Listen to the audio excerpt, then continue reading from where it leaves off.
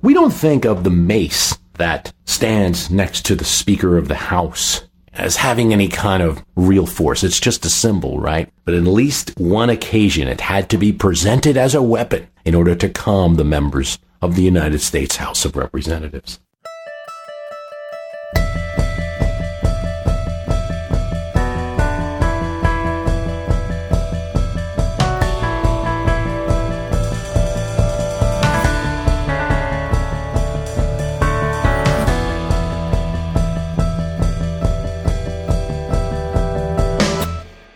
So after Zachary Taylor's election in 1849, upon the conclusion of the Mexican War, there's a debate over what to do with the new territories. You're going to allow slavery in these areas, California, New Mexico, or not.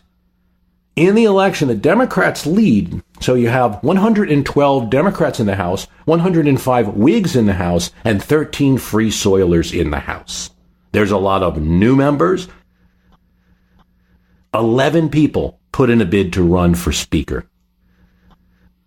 Democrats split their votes. Whigs split their votes.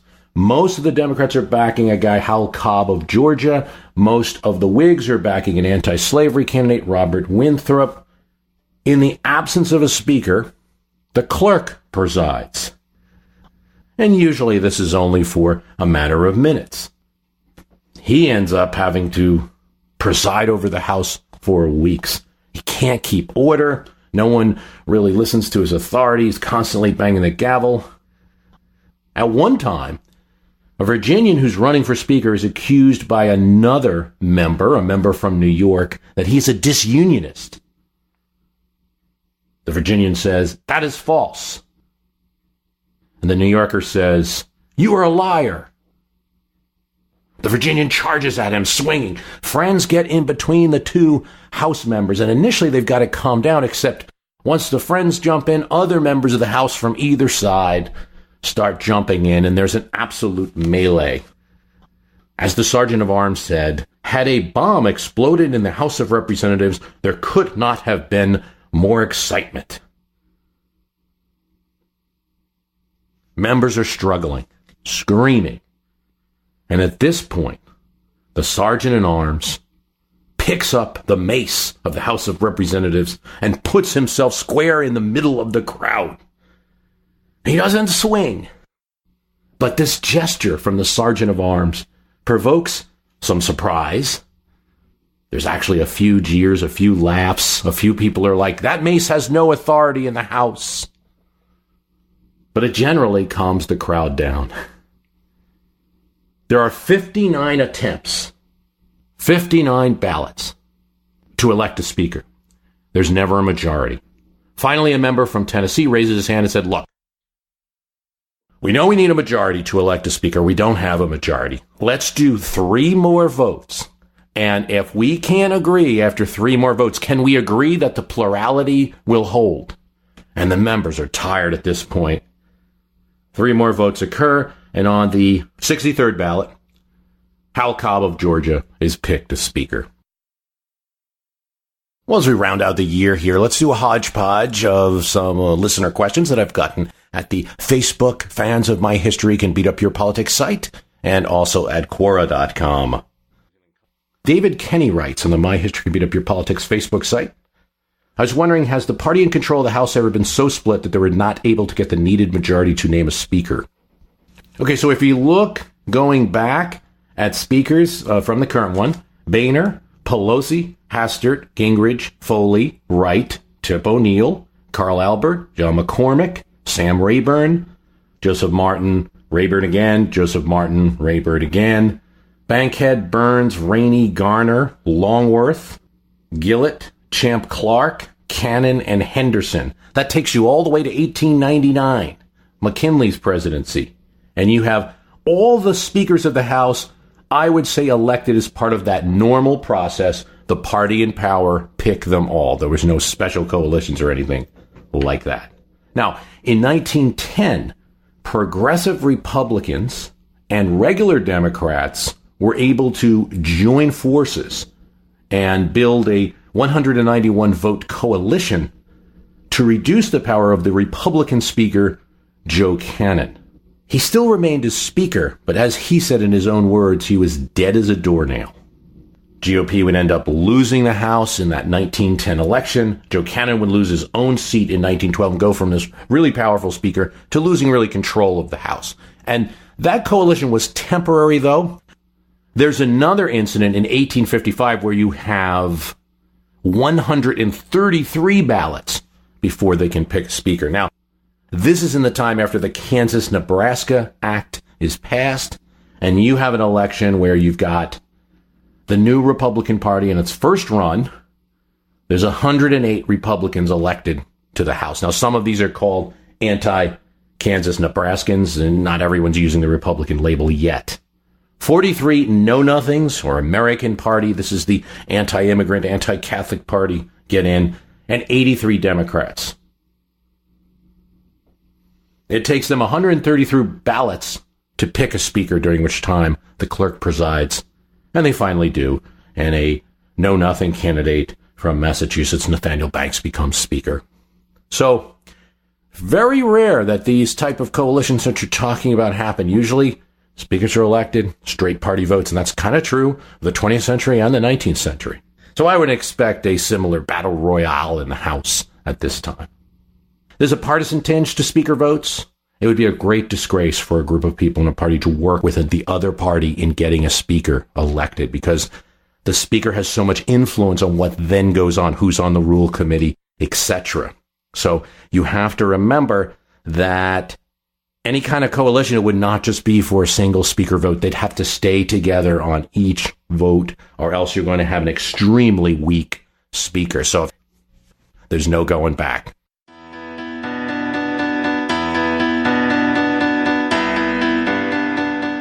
Joe DeWeck writes, Bruce, I just saw a TV documentary about President Polk and his initiative to expand the nation. It seems to have been completely overlooked. Also, please clarify the criticism of Jackson's Indian campaign that was contemporary at the time. Okay, let's start with Polk. Actually, with Polk, you're seeing a lot more focus on him as a president in the 2000s forward than you had in recent times. And that's partially because of one of my podcast guests last year, Robert W. Murray. We had him on talking about McKinley. But previous to this, he had written a book about President Polk. And that book really took off, and it really defined a new appreciation for President Polk in terms of, he set out, I'm going to expand the country, Oregon and Texas. Well, we already had Texas at the time of his election, but Texas had already been annexed. We're going to expand Oregon and go west. And he certainly accomplished those goals. The reason why it's not just a clean presidential win or kind of like all Americans can get behind, I mean, sure, caused a lot of friction and tension in the country. So I think that's why it's not always brought up. But certainly as a president, he was a very effective president. I also believe that his death, which happened a year after his presidency, didn't help matters in terms of his legacy. You know, he wasn't there as a former president involved in things. And of course, you know, he was a one-termer. He didn't hand off to his party. The Whigs won the election afterwards, the next election. And for all of those reasons, I think there's just less attention. Generally, 19th century presidents, you know, they don't get as much. So for all those reasons, you don't see it. Okay, please clarify the criticism of Jackson's Indian campaign. I think this was on the episode about Take Trump, Add History, Rinse and Repeat. We were talking about Andrew Jackson, and we were talking about how that's one of the controversial things that modern Americans view Andrew Jackson is the Indian removal. And at that point, and I would reiterate it today, that there was more current criticism of that Indian removal program than sometimes is suggested. Now, where it was popular, where the Indian removal was popular, say Tennessee, Georgia, the states that were directly in Indian territory. I think it's very important to understand, particularly if you take the Cherokee Nation of all of them.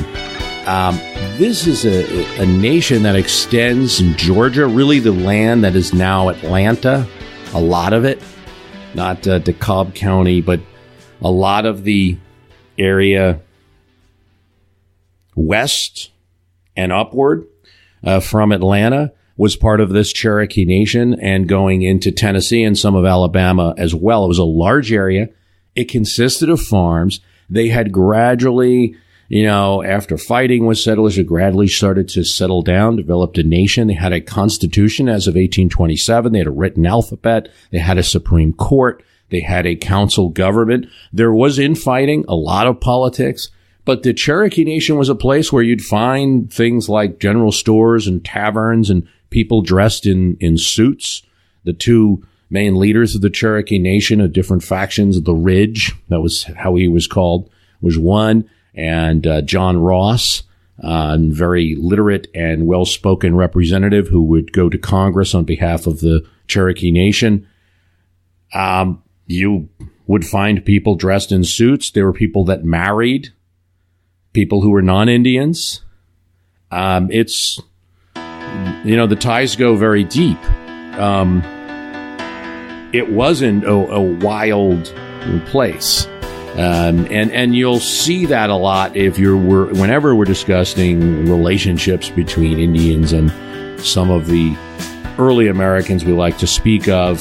Thinking of Thomas Jefferson in particular. He's somebody who's going to use alternatively Indians to refer to people like maybe his father Peter had met, who he might have visited when he was a kid, who had long been in with English settlements and very close by and traded and had relationships and that kind of thing. And then savages who were working with the British. He would use that word for bands that were on the border. So he separated different groups of Indians. It wasn't just one opinion. But when you get to 1829, 1830, and Andrew Jackson proposes an Indian removal bill, and Congress starts working on it, there is a tremendous amount of opposition, manifested mostly in the form of evangelical reaction and petition campaigns, some from ladies, but also men. Many came to Congress. And one of the significant things about the petition campaign of 29 and 30 is that these women are writing letters and petitions that are going directly to Congress. In the past, it might have been necessary to seek out a male to be kind of the in-between, or to just write a petition only to your local government. They were going right to Congress. This was one of the first real national campaigns, and many of these same people are going to get involved in the abolitionist movement.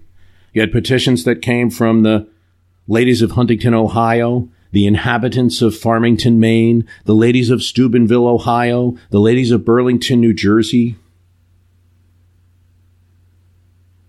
Jeremiah Evarts, the secretary of the American Board of Commissions for Foreign Missionaries. This is an evangelical group that goes into the Indian Territory and trying to convert many of them, called the removal bill something that would cause America to forfeit God's protection and blessing. Catherine E. Beecher of the Hartfield Female Seminary leads this national campaign. They did keep some of the other people who were in charge of the petition campaign secret. That's how controversial it was that a group of ladies would write letters directly to Congress and speak out in this way. As for the reaction in Congress, William Lumpkin of Georgia, congressman, said that Congress has been flooded with petitions signed by 1 million men, women, and children. Now, he was wrong. It was thousands, say, and many of these petitions are still in the National Archives.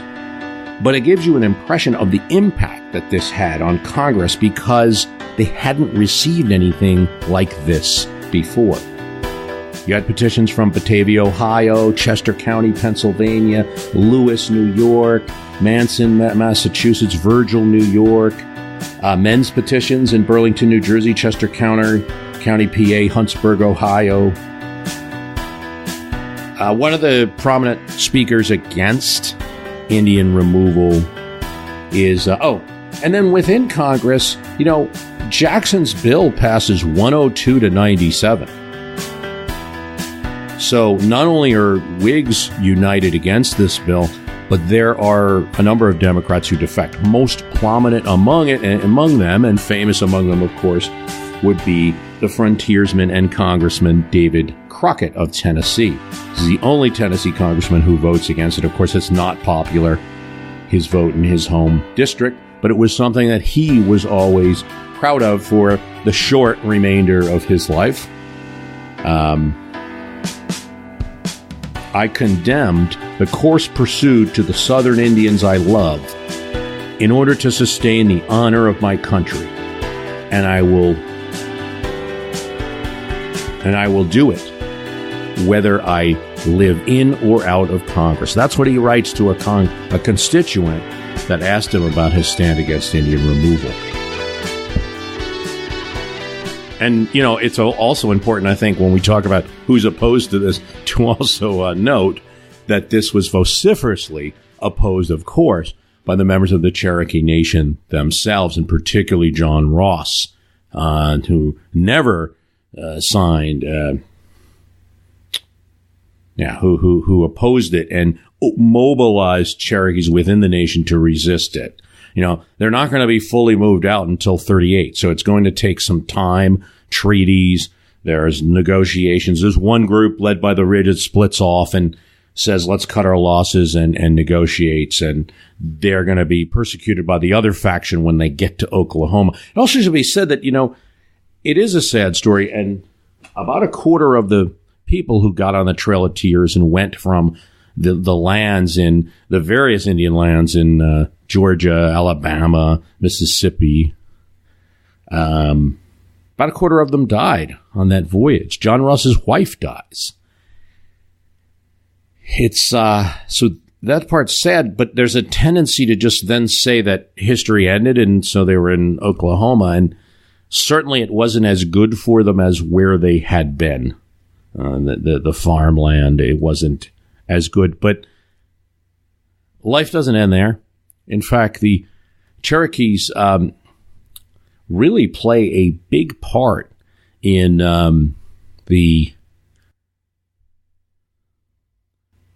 in Civil War, mostly on the Confederate side, which is strange because it was the people that will join the Confederacy, particularly those in Georgia, that were pushing them the hardest to get out. But many of them joined the Confederacy thinking that if they're able to disrupt the United States, they might have their own full nation again, or they could cut a deal with the Confederacy easier than others. And many Cherokee fought with the Confederate Army.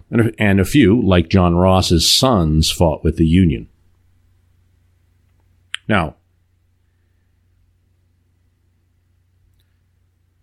it should be, Jackson was always saying that the reason he was doing this is because the states are going to treat these people worse. They're going to push them out. And at least if you do it the federal way, it will be under the U.S. Army protection. That didn't really come to fruition. And it was kind of an argument of, instead of protecting your civil rights, it's not civil rights, instead of protecting your agreement that was made between the United States and this nation,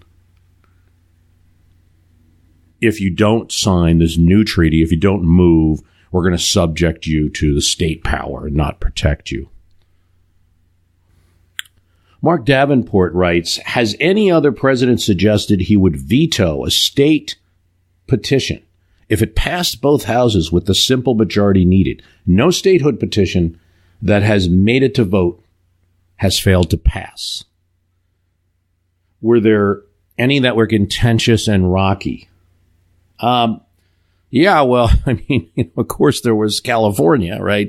1850, which had to be approved in the Compromise of 1850. But there, Zachary Taylor was a supporter. I think, most presidents support new states. That's generally been the history. There are bumps on the road, though. For instance, during the 50s, when Alaska and Hawaii was being considered, as a candidate, Eisenhower had supported the proposal for Alaska. But as president, he started just pushing Hawaii solely, and he demurred on Alaska. Now, this is not the same as a veto threat. That didn't happen. And what happened is, but it is true to say that some in Congress felt that they had to put both states, Alaska and Hawaii, on the same bill, a joint bill, because they were worried that Eisenhower might veto Alaska. Also, with Hawaii, Truman ends up vetoing a statehood proposal. It's not. It comes in the form of an immigration bill. So because he's concerned that there's too many restrictions on it, that there's a lot of restrictions on the Hawaiians, that anyone that might be a subversive or a communist, will lose their citizenship and things like that. So he ends up vetoing. But again, it's not because he's against the admission of Hawaii as a state. Grover Cleveland pocket vetoes. That means he allowed a bill to expire while Congress was in recess, a bill for Washington's statehood. And, very narrow and technical reasons. And it's very similar with Taft. He vetoes an Arizona and New Mexico statehood bill for some narrow technical reasons involving some things involving their state constitutions. But essentially, in both cases, in Cleveland's case and Taft's case, they come around during their presidency, and Cleveland's going to end up approving Washington's statehood as well as Montana, and approving Washington's statehood. So, in the case of Missouri, a very contentious debate was Missouri, which also brought in Maine as a state in 1820. You have Monroe signs that bill. I think generally presidents are looking big, looking towards the future like a statehood. You have to understand, though, it's a very different issue in that we haven't had this statehood issue. We haven't had new states. So the last bill, that's the last one, 1959, right? So it hasn't come up. Usually, one of the reasons the Alaska and Hawaii thing, very often they come in groups. And it's because there is going to be people looking at whether it's right or wrong, that balance of power in D.C. and who we're going to give 2 senators to. Okay. This is an interesting question because I think the way it's being phrased, this is a question on Quora, and by the person who wrote it, is from the point of view of a conservative. A while ago, I read a bio of FDR. In the book, he said that FDR was adamant about people working if they were getting government handouts. Is it true that FDR was passionate about requiring some form of work from people who received money from the government? The fact is, the question asker is right. The answer is yes. But the reasoning behind it is probably different from what they would want to impart from the answer. Let me explain. It is true to say that not only Franklin Roosevelt, but his main administrator, Harry Hopkins, this is the guy that he delegated most of the aid work to, the WPA, the CWA, the relief programs. They all felt that dignity required work. The programs, CWA, WPA, they're major components of the New Deal, both involved relief money with some amount of work. Not only did Hopkins, and including FDR, feel that it would be better for the recipient, they figured that the larger society would benefit from the work so that you'd have bridges constructed, you'd have parks cleaned out, trees cut down, in some cases, plays put on, and books and novels written. There are many areas of the country where work performed in the 1930s still stands. The idea of work rather than relief was aligned with cultural norms at the time. There were some unemployed at that time who would not receive a handout. They wouldn't take it. Now, be careful with insisting on this as a hard line. In other words, the New Deal didn't give any money unless the person did work in as well. It's not true to say that they insisted on it. They had programs that involved work, and that was the goal, and they ran into a few problems, which I'll discuss in a bit. But they also had programs that involved direct relief, and an awful lot of money was spent on direct relief. There are a couple issues that they ran up against with WPA and the other work programs. And one is that they did not want to compete with private industry as it was developing. So, for one thing, no construction work. Housing construction, building construction for private buildings, apartment buildings and the like, that had to be private industry. Otherwise, they felt they would be in competition with the government. And that's something that you hear now anytime there's a government program enacted, and it's sort of presented like they didn't think about that in the 1930s. They absolutely did. They're very concerned with competing. So all of the WPA and the smaller PWA programs were public buildings, roads, parks, schools, bridges. They very sheepishly got into the textile business, mostly for uniforms, for public servants, and for those who absolutely, the needy that absolutely needed clothing. So they did hire a number of women to do in the garment industry. But that was an area of the program where they kept a careful eye on it and reduced the program as time went on so as not to stop the textile industry from getting back. There's a couple things to note here. One is, there was a little bit of the culture of that time. People lived, in a lot of cases, people were concentrated. Either, there was the population of New York City held a great percentage of the American people. And so the population was centered around certain urban areas. You didn't have things like suburbs where people were far from the density centers. It's a little harder to do these type of work programs today. For one, skills are so specialized. And another reason is that there are only so many people who can do the type of manual labor that you might have done back in the 1930s that a government public service would require. So construction, working on roads, there was a few side jobs.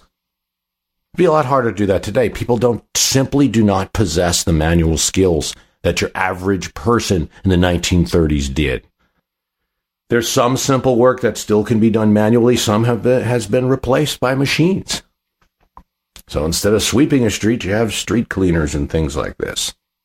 It's just more effective. We live in very distant areas from each other, so it's hard to get to the area where the work would be.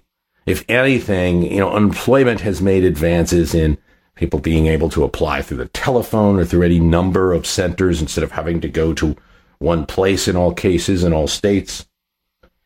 We see these as advancements. So the other thing to consider is that the Great Depression involved a good number of able-bodied men being unemployed at one time.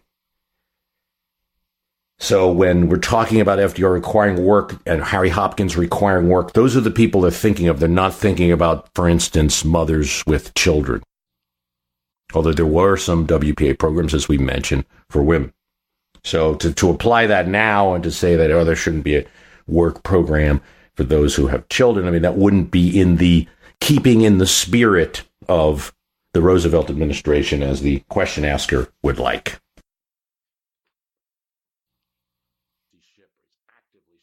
It's a great one. I'm very proud when I hear that a history teacher or a history professor is listening. And so, history teacher named Jay Dumont asks me, if the events leading to the American Revolution, i.e. the Boston Massacre, Boston Tea Party, happened in a 21st century setting, what would rioters and picketers' signs say? What I'm getting at in this question is, would the colonists have blamed the king, the parliament, or the home country as a collective? And would the home country have been known as England, Britain, or something else at the time? For background, I'm a middle school U.S. history teacher, and my kids are working on a creative writing project in which they give a first-person account of events. Well, here's the thing. if you picture a 21st century crowd and there's these people with Guy Fawkes faces on, I think in their hands you're going to see the following type of signs. All of these could have been seen back then. You don't do signs for a very simple reason. There's no photographs, nor are there TV cameras. Here's what the signs might say. American rights before British greed. Parliament doesn't speak for me. North, Lord North, go to heck. Well, I wouldn't say heck. My country is Virginia. Hands off our ships. No murder act in this country. Connecticut won't pay for London's lards. Don't buy British. Kiss your local Sons of Liberty member. Maryland garments a rule. Soldiers taking our jobs, no. Drink coffee, good patriot. Long live the association. Parliament was the one deserving most of the citizens' particular ire, and the Guy Fawkes face would have been all over Parliament as the key problem. Lord North was seen as a tyrant, kind of being too close to the king, kind of trading the democratic government for favoritism from the monarch. He would have been an effigy target. Expect a sign about Washington and others called the Murder Act, the ability of British government to try colonials anywhere, including England or at sea. This was seen as the height of tyranny. Now, on the other hand, there are some people in Great Britain who would have earned some points from the colonists who were protesting. British Whigs like Edmund Burke or the Marquis of Rockingham, who supported American Parliament. They would have gotten thousands of likes on Facebook. In terms of terminology, yes, people were using the term American to describe British America in colonial times, and American rights was the cry of the lead up to revolution. Before there was a real movement that this thing might come to arms, it was about American rights and about boycotting British goods. And they would have used the term Britain because the Union had occurred, Scotland and England. Each colony had a different relationship, so it gets different with every state. So you look at Pennsylvania, that's a very strong charter where King Charles gave to William Penn, an absolute right to run that colony. It made it almost independent. Massachusetts, Connecticut, Rhode Island, they were operating already, and by the time you get to 1775, with very little concern for British authority. And throughout their history, the New England region had been the first to kind of shake off the British role. During the English Civil War, Connecticut sent a boat, like 100 fighters, back to England to go fight the king. New York, New Jersey, Delaware, they had a little bit more loyalist feeling.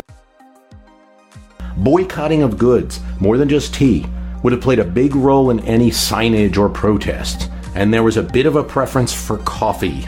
Not only was it taking off at the same time as a beverage, but it did have that little hint of American patriotism. Sam Adams and many other patriot planners in Philadelphia would drink mugs of the heavy, muddy stuff while planning. The website is www.myhistorycanbeatupyourpolitics.com. And if you like the program, please tell someone about it. Really appreciate it. Thanks for listening.